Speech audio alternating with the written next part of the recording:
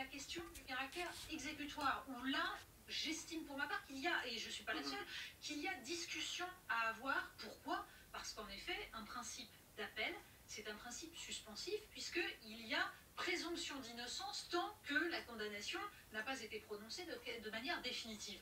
Mais de toute façon, la question est celle ensuite du calendrier, c'est-à-dire que puisqu'on estime qu'il peut y avoir, que l'appel peut intervenir en fait autour du moment de la présidentielle, soit ça intervient après, et là c'est extrêmement problématique si il y avait une innocence qui était décidée.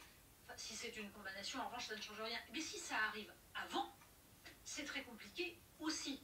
Mais ça peut être très compliqué pour Marine Le Pen parce que la peine peut très bien être tout à fait confirmée par le tribunal.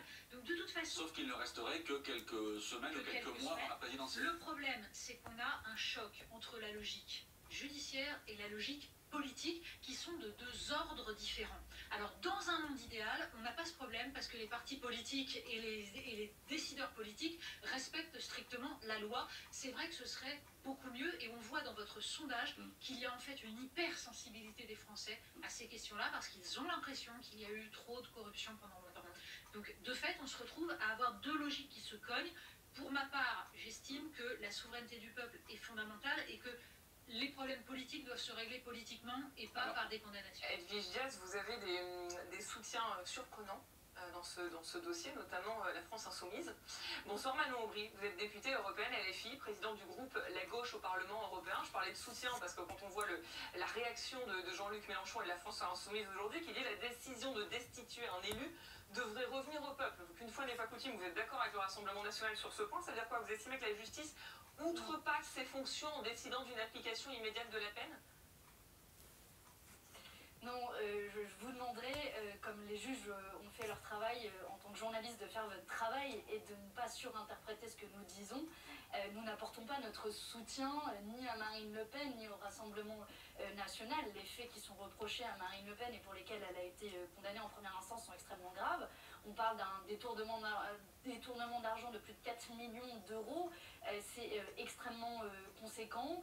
C'est sans doute inédit dans notre histoire. Et je ne voudrais pas laver plus blanc que blanc Marine Le Pen. Ils étaient les premiers pendant des années et des dizaines d'années au Rassemblement national à dire tête haute, main propre. Mais en réalité, aujourd'hui, ils ont la tête basse et ils ont les mains sales. Et je ne voudrais pas tout d'un coup passer un coup de brosse à reluire sur le Rassemblement national. Et notre position n'est en rien un soutien. Vous savez, moi j'ai fait de la bataille pour la probité contre la corruption au Parlement européen, une de mes batailles principales. Ici au Parlement européen, les affaires se succèdent les unes après les autres sans qu'on en parle. Donc aujourd'hui, le Rassemblement national qui a donné beaucoup de leçons, y compris en disant, vous savez, il faut une impunité zéro vis-à-vis des délinquants, impunité zéro, sauf quand ça les concerne directement. Donc, mais pardon, Manon Aubry,